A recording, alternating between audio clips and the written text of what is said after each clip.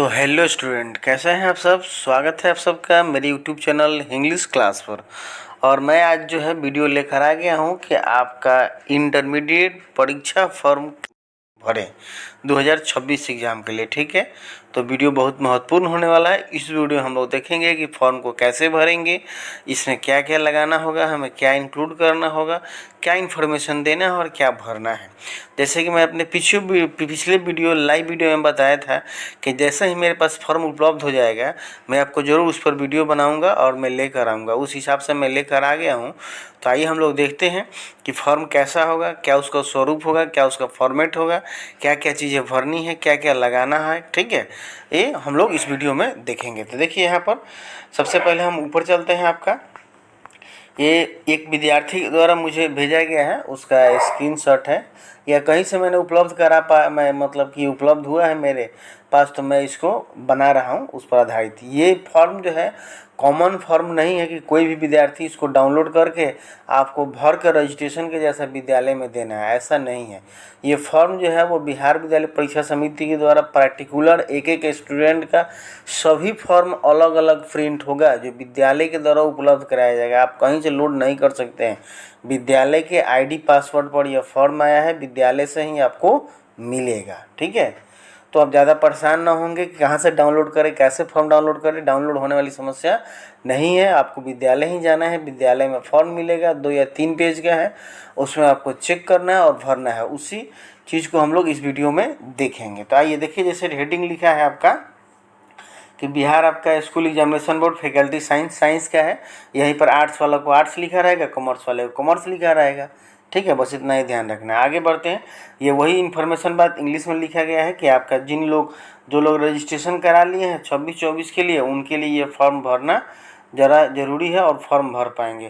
कह रहा है कि सूचीकरण हेतु आपके द्वारा दी गई सूचनाओं के आधार पर आपकी सूचीकरण विवरणी इस प्रपत्र खंड ए, देखिए 2 सेक्शन में आपका फॉर्म दिया है। कल भी मैंने बताया था कि 2 सेक्शन में दिया है।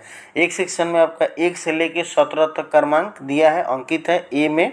और आपका और क्या निर्देश है ये समझिए। कह रहा है कि खंड ए में क्रमांक 1 से 17 के अंकित विवरणों में विद्यार्थियों द्वारा किसी भी प्रकार का कोई छेड़छाड़ या परिवर्तन नहीं किया जाएगा, क्योंकि ऑलरेडी वो बोर्ड के द्वारा फिल कर दिया गया है। उसमें कोई चेंजेज आप नहीं कर सकते हैं। ठीक, चेंज जो होना था आपका डमी रजिस्ट्रेशन तक चेंज कराना था, आप उसी समय तक चेंज करा सकते थे। अर्थात क्रमांक 1 से 17 तक में विद्यार्थी द्वारा कुछ भी नहीं लिखा जाएगा।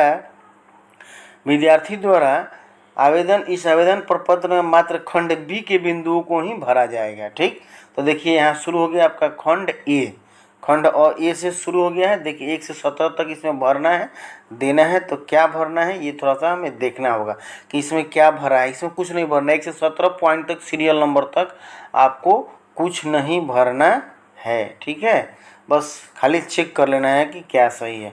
छेड़छाड़ परिवर्तन नहीं किया जाएगा। जैसे देखिए यहाँ पर आपका ये किसी विद्यार्थी का है, तो मैं उसका पर्सनल इन्फॉर्मेशन आपका डिस्क्लोज नहीं करना चाहूँगा, इसलिए मैंने इसको हिडन कर दिया है। आपको मिला लेना होगा। खाली यहाँ आपका रजिस्ट्रेशन ईयर दिया रहेगा, मतलब रजिस्ट्रेशन नंबर जो आपका ओरिजिनल रजिस्ट्रेशन आ गया है उस रजिस्ट्रेशन पर भी आपका ओरिजिनल रजिस्ट्रेशन नंबर रहेगा और इस पर भी रजिस्ट्रेशन आपका प्रिंटेड रहेगा। आपको खाली मिला लेना होगा कि सही है कि नहीं। यहाँ आपका यूनिक आईडी रहेगा, रजिस्ट्रेशन नंबर पर भी यूनिक आईडी रहेगा। पहले मूल रजिस्ट्रेशन नंबर आप उठाएंगे विद्यालय से, तभी आपको फॉर्म मिलेगा। ठीक ना, दोनों एक साथ रहेगा। उसके बाद स्टूडेंट कैटेगरी में आपका कैसा है, रेगुलर है, रेगुलर से कराएं तो रेगुलर लिखा रहेगा, प्राइवेट से कराएंगे तो प्राइवेट लिखा रहेगा। यहाँ विद्यालय का कोड रहेगा, किस विद्यालय से आप हैं ऑलरेडी लिखा हुआ रहेगा। ठीक, उसके बाद विद्यालय का नाम लिखा हुआ रहेगा, वो आपको देख लेने का। उसके बाद यहाँ पर डिस्ट्रिक्ट नेम देखिए आपका इसमें डिस्ट्रिक्ट नेम यहाँ पर दिया हुआ रहेगा। इसमें हो सकता है खाली रह गया हो या नहीं दिया हो, या बाद में अलर्ट करेगा कहीं, हो सकता है। ठीक है, 6 नंबर में। उसके बाद यहाँ फिर ये 7 नंबर में स्टूडेंट का नाम रहेगा, मतलब आपका नाम रहेगा। यहाँ माताजी का नाम रहेगा, स्पेलिंग चेक कर लेना है। पिताजी का नाम रहेगा, डेट ऑफ बर्थ आपका रहेगा।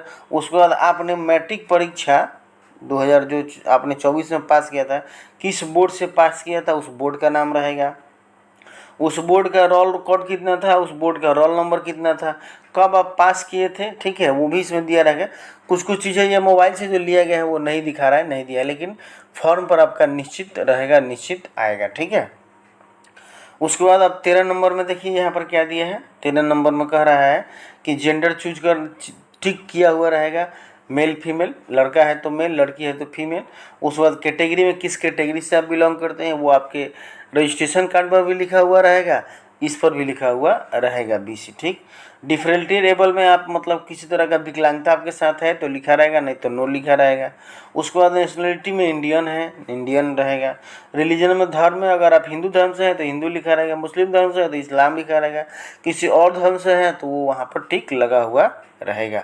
तो ये था देखिए 17 तक खंड ए में कुछ नहीं भरना है, सिर्फ चेक कर लेना है आपको। अब खंड बी स्टार्ट होता है, तो खंड बी को हम लोग देखते हैं। खंड बी में कह रहा है आपका कि विद्यार्थी के द्वारा केवल खंड बी बिंदुओं में 18 से लेकर 34 तक ही भरा जाएगा। तो 18 नंबर में सबसे पहले कह रहा है कि यहाँ आपको अपना आधार नंबर भर देना है, ठीक ना, आधार नंबर आपको भर देना है। उसके बाद यहाँ पर कह रहा है कि 19 नंबर में यहाँ नीचे देखिए यहाँ दिया गया है, ये पढ़ने के बाद पूरा आप पढ़ लीजिएगा, आपके पास जो फॉर्म आएगा तब यहाँ पर आपको साइन करने को दिया है। तो यहाँ कह रहा है कि साइन करने की आवश्यकता नहीं है, यहाँ वो विद्यार्थी साइन करेंगे जिनका आधार नंबर नहीं है या जो आधार नंबर 18 नंबर सीरियल नंबर में नहीं भर पाए हैं उनको साइन करना है, ठीक ना। अगर कर दिए तो बाई मिस्टेक छोड़ दीजिएगा, काटकूट नहीं कीजिएगा, कोई बात नहीं है, यहाँ नहीं भरना है। चलिए अब आते हैं 20 नंबर में। 20 नंबर में कह रहा है कि आप चूज करें कि आपका विद्यालय जो है रूरल है कि अर्बन है। रूरल मतलब देहात में है, अगर शहर में है तो अर्बन होगा, ठीक है। उसके बाद सब डिवीज़न, आपके विद्यालय का सब डिवीज़न क्या है, सब डिवीज़न का मतलब अनुमंडल, किस अनुमंडल में आपका विद्यालय पड़ता है तो वह यहाँ अनुमंडल का नाम लिखना होगा। उसके बाद आपका मोबाइल नंबर यहाँ लिखना है, ईमेल आईडी के लिए जगह दिया, ईमेल आईडी लिखना है। उसके बाद फिर देखिए स्टूडेंट का नाम हिंदी में लिखना है, स्टूडेंट के माता का नाम हिंदी में लिखना है, पिता का नाम हिंदी में लिखना है, सब इंग्लिश में ऑलरेडी ऊपर दिया गया है, आपको हिंदी में यहाँ लिखना है, ठीक है। और फिर स्टूडेंट का आपका कह रहा है कि एड्रेस, स्टूडेंट का एड्रेस लिखना है इन इंग्लिश में। तो एड्रेस कैसे लिखिएगा, तो एट विलेज आपका पोस्ट ये सब मत लिखिएगा, सीधे पहले गांव का नाम, उसके बाद कॉमा, उसके बाद आपका थाना का नाम या पोस्ट ऑफिस का नाम, उसके बाद कॉमा, थाना का नाम, उसके बाद कॉमा जिला, बस इतना ही लिखिएगा। विलेज एट पोस्ट ये सब लिखिएगा तो अटेगा नहीं, सिर्फ वही आपका गांव जो है, पहले गांव का नाम, फिर कॉमा देकर थाना का नाम, फिर जिला का नाम कॉमा देकर लिख दीजिएगा, अट जाएगा। उसके बाद कह रहा है कि आपका 28 नंबर में मैरिटल स्टेटस मतलब शादी से संबंधित है। अगर आपकी शादी हो गई है तो मैरिड में टिक लगाएंगे, अगर नहीं हुई है तो अनमैरिड में टिक लगाएंगे। और कह रहा है कि यहाँ लिखना भी है, ठीक है, कि अगर आप अनमैरिड हैं तो अनमैरिड इसमें लिखिए, अगर आप मैरिड हैं तो इसमें आप इसमें लिखिए, लिखना था। उसके बाद बैंक डिटेल इसमें भी देना है, आपका बैंक डिटेल क्या क्या लगेगा, किस बैंक अकाउंट नंबर आपको देना है। उसके बाद यहाँ पर आपका जो है IFC कोड क्या है वो देना है। उसके बाद किस ब्रांच का है वो देना है। उसके बाद आपका ये देखिए 2 आइडेंटिफिकेशन मार्क्स कल मैंने बताया भी था अपने लाइव वीडियो में कि 2 पहचान चिन्ह मस्ट है, 2 पहचान चिन्ह आपको चाहिए, कहीं चेहरे पर आपका चाहे हाथ में पैर में जहाँ दिख जाए, तिल का निशान हो, घाव का निशान हो, कटा हुआ हो, पुराना कोई दाग हो, वो चीज़ को इसमें मेंशन करना है। उसके बाद 33 नंबर में कह रहा है कि आप एग्ज़ाम किस माध्यम से देना चाहते हैं, हिंदी में या इंग्लिश में, तो टिक करना होगा, हिंदी में तो हिंदी में, इंग्लिश में तो इंग्लिश में, ठीक ना। चलिए ये हो गया, यहाँ कॉमन बात है। अब कह रहा है कि सब्जेक्ट चूज करना है, तो 100 नंबर में 2 आपका लैंग्वेज पेपर रहेगा, हिंदी और इंग्लिश, ठीक है, या इंग्लिश हिंदी। तो इस दोनों में से कोई एक चुनना है, और इस दोनों में से कोई एक मतलब कि या इसमें से कोई भी आपको एक चुनना है। तो जनरली हम लोग हिंदी इंग्लिश लेते हैं, अगर इसमें हिंदी तो इसमें इंग्लिश, अगर इसमें इंग्लिश तो इसमें हिंदी, ठीक है। दोनों में से कोई एक एक चुन लेना है आपको है। देखिए आप कोई भी चुनिएगा तो 105 इसका भी है, 105 इसका भी है। तो इसमें इंग्लिश चुने या इंग्लिश चुने, या इंग्लिश इसमें हिंदी चुने या इसमें हिंदी चुने, उससे कोई दिक्कत नहीं है, क्योंकि सब्जेक्ट कोड दोनों में एक ही दिया है। तो आप एक एक चुन लेना है, एक इसमें से आपको, ठीक है, एक सब्जेक्ट इसमें से और एक सब्जेक्ट आपको इसमें से चुन लेना है, ठीक।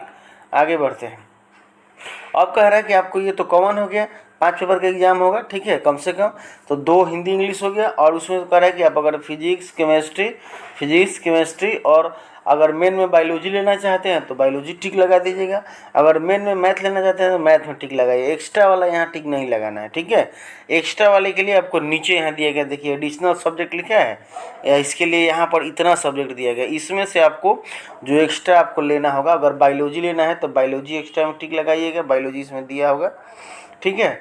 उसके बाद अगर आपको देखिए बायोलॉजी यहाँ दिया है आपको, अगर आपको मैथ यहाँ एक्स्ट्रा लेना है तो एक्स्ट्रा में ठीक लगाना होगा। जो वहाँ पर फिजिक्स केमिस्ट्री में जहाँ दिया गया है वहाँ पर जो मेन में रखना है उसी में टिक आप लगाएंगे, ठीक है।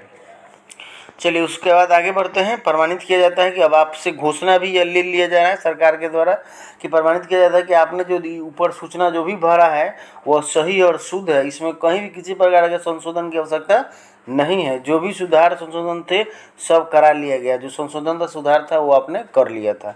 यहाँ आपका गार्जियन का सिग्नेचर रहेगा, माता पिता किसी एक का साइन करा लेना है।